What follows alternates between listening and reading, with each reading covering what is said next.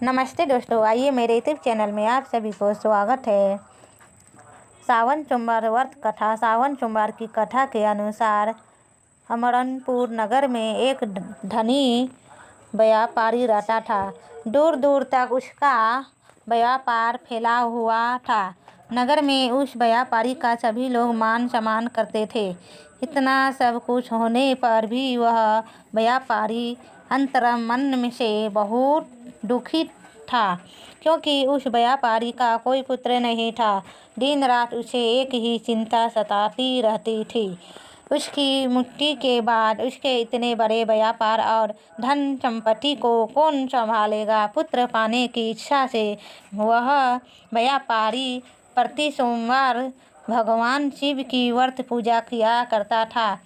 सायंकाल को व्यापारी शिव मंदिर में जाकर भगवान शिव के सामने घी का दीपक जलाया करता था।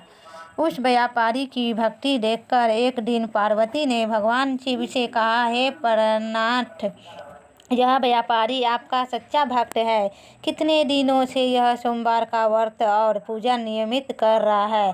भगवान आप इस व्यापारी की मनोकामना अवश्य पूर्ण करें। भगवान शिव ने मुस्कुराते हुए कहा, हे पार्वती, इस संसार में सबसे उसके कर्मों के अनुसार फल की प्राप्ति होती है। प्राणी जैसा कर्म करते हैं उन्हें वैसा ही फल प्राप्त होता है। इसके बावजूद पार्वती जी ने ही मानी। उन्हें आग्रह करते हुए कहा, नहीं प्राणनाथ, आपको इस व्यापारी की इच्छा पूरी करनी ही पड़ेगी। यह आपका अन्य भक्त है। प्रति सोमवार का आपका विधिवत व्रत रखता है और पूजा अर्चना के बाद आपको भोग लगाकर एक समय भोजन ग्रहण करता है। आपको इस पुत्र प्राप्ति का वरदान देना ही होगा। पार्वती का इतना आग्रह देखकर भगवान शिव ने कहा, तुम्हारे आग्रह पर मैं इस व्यापारी को पुत्र प्राप्ति का वरदान दे देता हूँ, लेकिन इसका पुत्र 16 वर्ष से अधिक जीवित नहीं रहेगा। उसी रात भगवान शिव ने स्वप्न में उस व्यापारी को दर्शन देकर उसे पुत्र प्राप्ति का वरदान दिया और उसके पुत्र के 16 वर्ष तक जीवित रहने की बात भी बताई। भगवान के वरदान से व्यापारी को खुशी तो हुई, लेकिन पुत्र की अल्पायु की चिंता ने उस खुशी को नष्ट कर दिया। व्यापारी पहले की तरह सोमवार का विधिवत व्रत करता रहा। कुछ महीने पश्चात उसके घर अति सुंदर पुत्र उत्पन्न हुआ।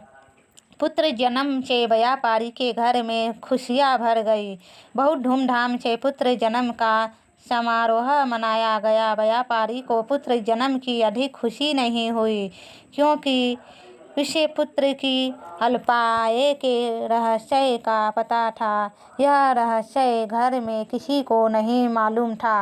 विद्वान ब्राह्मणों ने उसे पुत्र का नाम अमर रखा। जब अमर 12 वर्ष का हुआ तो शिक्षा के लिए उसे वाराणसी भेजने का निश्चय हुआ। व्यापारी ने अमर के मामा दीपचंद को बुलाया और कहा कि अमर को शिक्षा प्राप्त करने के लिए वाराणसी छोड़ आओ। अमर अपने मामा के साथ शिक्षा प्राप्त करने के लिए चल दिया। रास्ते में जहाँ भी अमर और दीपचंद रात्रि विश्राम के लिए ठहरते हुए यज्ञ करते और ब्राह्मणों को भोजन कराते थे। लंबी यात्रा के बाद अमर और दीपचंद एक नगर में पहुँचे। उस नगर के राजा की कन्या के विवाह की खुशी में पूरे नगर को सजाया गया था। निश्चित समय पर बारात आ गई, लेकिन वर का पिता अपने बेटे की एक आंख से काने होने के कारण बहुत चिंतित था। उसे इस बात का भय सता रहा था कि राजा को इस बात का पता चलने पर कहीं वह विवाह से इनकार ना कर दे, इससे उसकी बदनामी होगी। वर के पिता ने अमर को देखा तो उसके मस्तिष्क में एक विचार आया।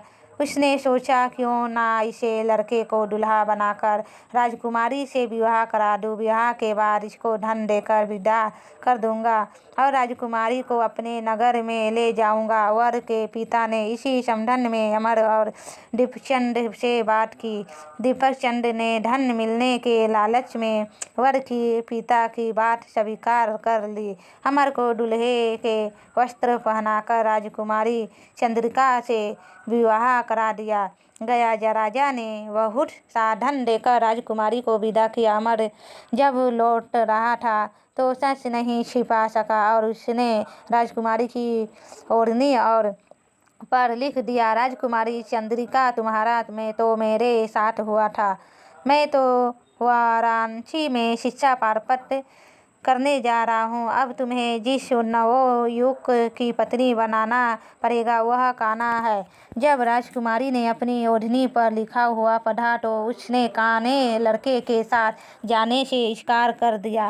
राजा ने सब बातें जानकर राजकुमारी को महल में रख लिया। उधर अमर अपने मामा दीपचंद के साथ वाराणसी पहुँच गया। अमर ने गुरुकुल में पढ़ना शुरू कर दिया। जब अमर की आयु 16 वर्ष पूरी हुई तो उसने एक यज्ञ किया। यज्ञ की समाप्ति पर ब्राह्मणों को भोजन कराया और खूब अन्न वस्त्र दान किए। रात को अमर अपने सन कक्ष में सो गया। शिव के वरदान के अनुसार सहन अवस्था में ही अमर के पारण पखेरु उड़ गए।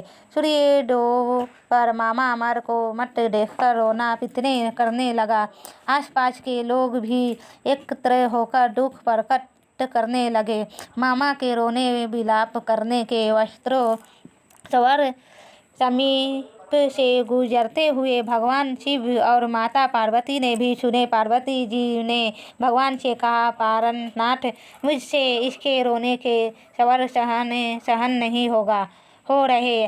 आप इस व्यक्ति के कष्ट अवश्य दूर करें। भगवान शिव ने पार्वती जी के साथ अदृश्य रूप में समीप जाकर अमर को देखा तो पार्वती जी से बोले, पार्वती, यह तो उसी व्यापारी का पुत्र है। मैंने इसे 16 वर्ष की आयु का वरदान दिया था।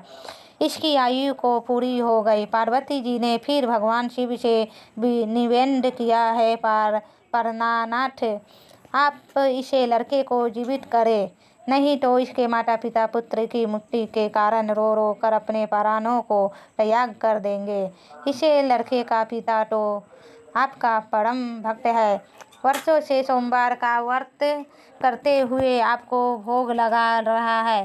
पार्वती के आग्रह करने पर भगवान शिव ने उसे लड़के को जीवित होने का वरदान दिया और कुछ ही पल में वह जीवित होकर उठ बैठा। शिक्षा समाप्त करके अमर मामा के साथ अपने नगर की ओर चल दिया। दोनों चलते हुए उसी नगर में पहुँचे जहाँ अमर का विवाह हुआ था। उस नगर में भी अमर ने यज्ञ का आयोजन किया। समीप से गुजरते हुए नगर के राजा ने यज्ञ का आयोजन देखा। राजा ने अमर को तुरंत पहचान लिया। यह समाप्त होने पर राजा उमर और उसके मामा को महल में ले गया और कुछ दिन उन्हें महल में रखकर बहुत सा धन वस्त्र देकर राजकुमारी के साथ विदा किया। रास्ते में सुरक्षा के लिए राजा ने बहुत से सैनिकों को भी साथ भेजा। दीपचंद ने नगर में पहुंचते ही एक दूत को घर भेजकर अपने आगमन की सूचना भेजी। अपने बेटे अमर के जीवित वापस लौटने की सूचना से वह व्यापारी बहुत प्रसन्न हुआ। व्यापारी ने अपनी पत्नी के साथ सवैत्य को एक कमरे में बंद रखा था। भूखे प्यासे रहकर व्यापारी और उसकी पत्नी बेटे की प्रतीक्षा कर रहे थे। उन्होंने प्रतिज्ञा कर रखी थी कि यदि उन्हें अपने बेटे की मुक्ति का समाचार मिला तो दोनों अपने प्राण त्याग दे गए। व्यापारी अपनी पत्नी और मित्रों के साथ नगर के दारा पर पहुंचा। अपने बेटे के विवाह का समाचार सुनकर पुत्र वधू राजकुमारी चंद्रिका को देखकर उसकी खुशी का ठिकाना ना रहा। उसी रात भगवान शिव ने व्यापारी के स्वप्न में आकर कहा, हे षष्ठी मैंने तेरे सोमवार के व्रत करने और व्रत कथा सुनने से प्रसन्न होकर तेरे पुत्र को लंबी आयु प्रदान की है। व्यापारी बहुत प्रसन्न हुआ। सोमवार का व्रत करने के व्यापारी के घर में खुशियाँ लौट आई।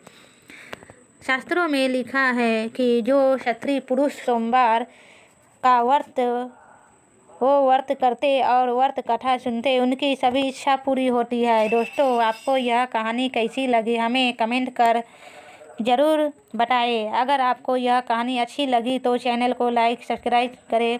धन्यवाद। बोलो हर हर महादेव, जय श्री राम।